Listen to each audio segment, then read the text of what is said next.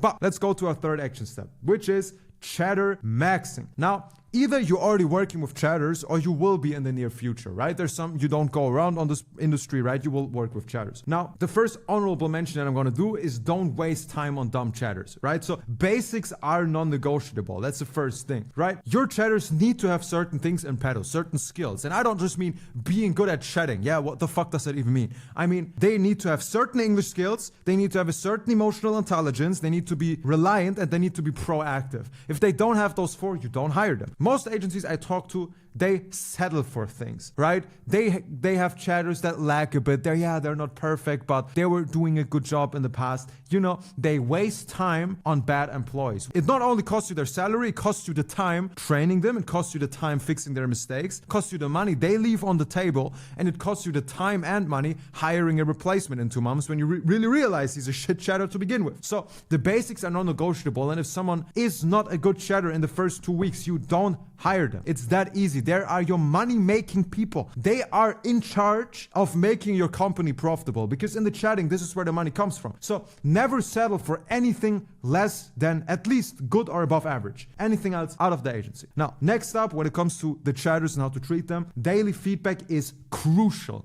Your chatters need to get daily feedback every single day. They need to be in a feedback loop. And also, you need to have rechecks with them. Sit in a call, look over their chats, ask them why they did what they did, give them feedback, ask them what would they do better, and really teach them, because your chatters get better over time. There's no scenario on this earth where you hire someone today and in 3 days he's gonna be a good chatter. There's no scenario like this. Even the ones that say they're experienced, they're not, trust me, right? So you need to expose your chatters to as much feedback as possible on a daily basis, because then every single day, every single week, every single month, they get better. And there's agencies that give their chatters feedback once per week, meaning if you and the other agency giving weekly feedback hire the same exact chatter, you are gonna be 7 times better because you give 7 times as much feedback. So you're gonna be 7 times as fast to get them to a certain level as the other agency, meaning feedback is your way of making more money. Now you're not chatting anymore, you outsourced it. Great job, you're such a professional agency, I tip my hat for you. But your job is now getting your chatters to the absolute best level humanly possible, because every single feedback video you do,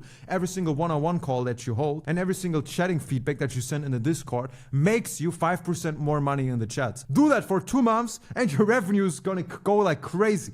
But nobody does this. Nobody has the discipline to give daily feedback for 3 months in a row. I guarantee you, if you sit down from now on and you give daily feedback to every single chatter for 2 months, I guarantee you your revenue goes up. If it doesn't, you fucked it up. But most people don't have the discipline. What I'm going to mention here is a learning that I had though, right? It's like an additional honorable mention here, because this took me 2 years to realize. But if you look at your current agency now, I just want you to understand, you are the number one bottleneck and your employees are the second, right? So you are the main problem. The management is always in fault when there's an issue happening. So if your current chatters aren't performing, should you replace them? Hey, maybe. But the reason for this problem is you. So if there's any problem, always look at management, look at yourself first before you fire employees, because how did it come to this point? Why were these people hired if they're not a good employee? Why were they getting so bad if you were the management in charge of getting them better? You need to analyze your own mistakes first, fix them, and then you can replace your employees. Otherwise, it's just going to repeat again and again and again, right? You're in a downward spiral if you don't fix that.